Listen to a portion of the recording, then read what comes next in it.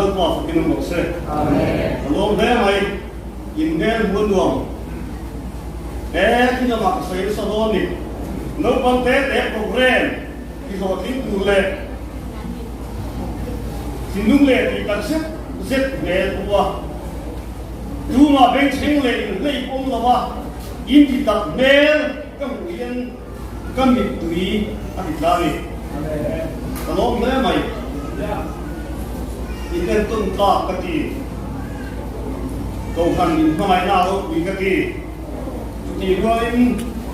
sexual passport district court tu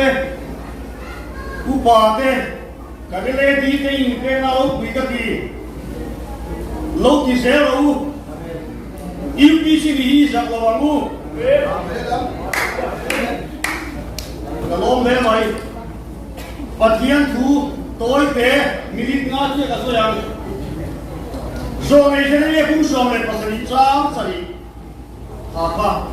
lâu ba rin tu arin san lâu ba ni ở chuyện là to này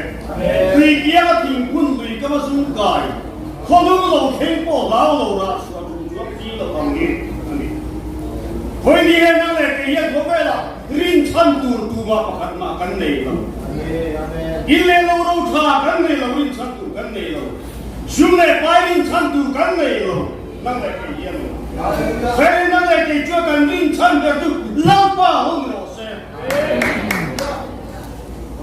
kau kena tahu dia mà cái lúc ba tiếng ngắt kabin, sexual ba tua tiếng ngắt kabin, lampa ring tua ring chan lo ni sila, lampa chia hiền kan ring chan tu lampa lo ni ose,